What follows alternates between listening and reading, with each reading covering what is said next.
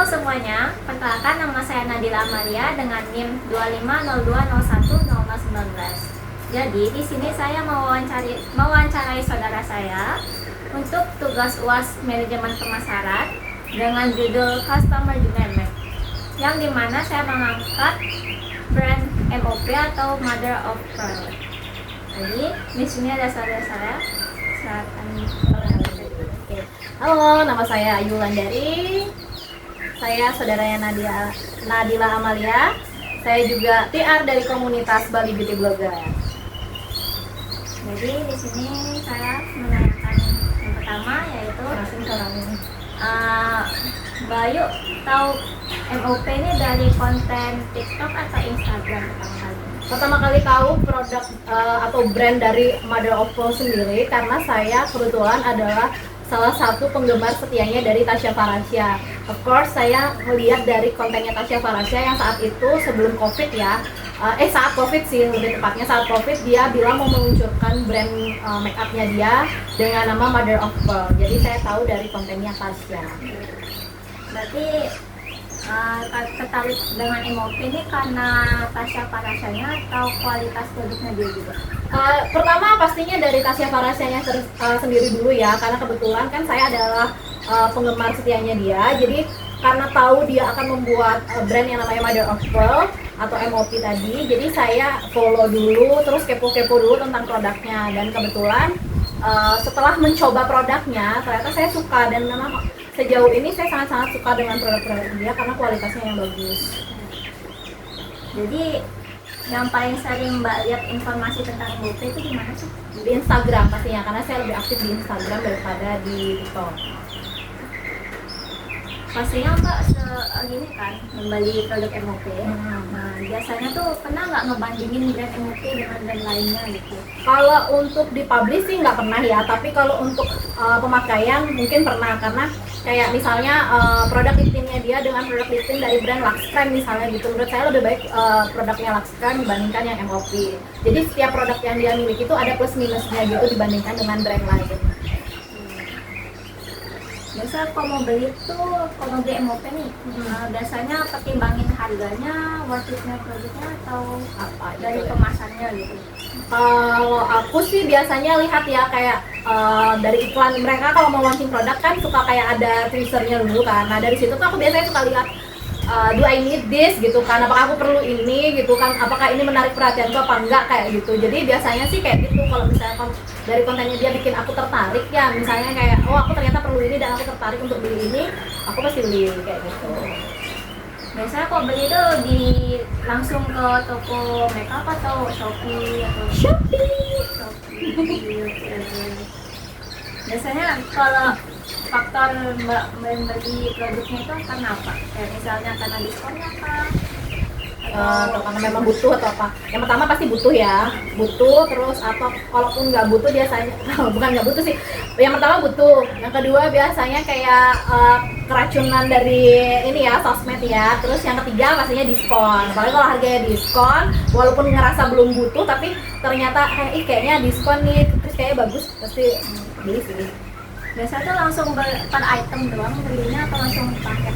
Enggak, aku suka per item karena aku mantengin platform sosial medianya mereka. Jadi biasanya kalau mereka ngeluncurin produk baru itu tuh kan suka di post dulu teasernya kan. Nah dari situ lah biasanya tertarik untuk membeli. Pernah gini nggak melakukan pembatalan produknya? Kalau pembatalan nggak pernah sih. Biasanya setelah pesanan tiba nih, nyampe gitu targetnya, itu cepet nggak nyampe? Nyampe ke Bali biasanya sih kurang lebih 4 hari, tapi mungkin kadang-kadang kalau misalnya karena mereka lebih sering launching produknya di tanggal kembar, otomatis overload kan biasanya. Nah itu biasanya antara 4 sampai 1 minggu sih baru datang produknya. Tapi kalau nyampe tetap bagus kan kemasannya? Ya masih aman sih. Masih aman ya. Pernah gini nggak dapat produk cacat mereka?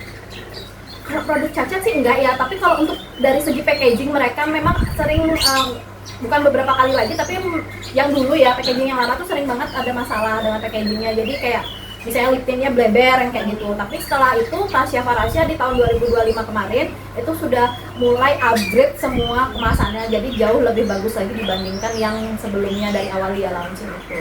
Berarti kalau misalnya kayak gitu ada ngelakuin retur gitu atau?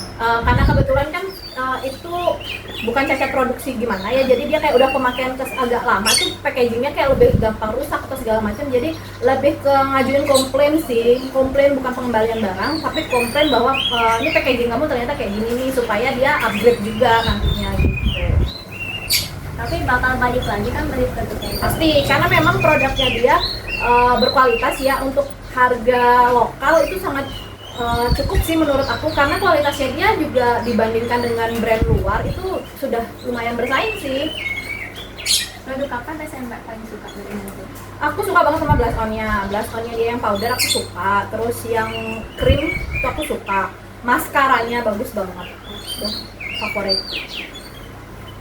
Gini nggak bakal ngerekomendasiin ke keluarga, ke teman-teman? Of course, maskaranya apalagi buat orang yang bulu matanya nggak terlalu panjang, terus nggak lentik, pakai itu sekali aja langsung deh kelihatan lentik dan panjang dan stay long day. Itu promosi saya. Nah, kalau misalnya bisa ngasih saran ya ke Tasya Farasya atau tim MOP-nya agar kayak pelanggan lain tuh kayak mau membelinya tuh, saran satunya. Mungkin sebenarnya ya kalau untuk dari segi harga dia tuh sebenarnya udah lebih murah, udah sangat murah untuk kualitas yang ditawarkan. Tapi mungkin bisa kali sering-sering diskon supaya kan orang tuh makin tertarik lagi buat beli.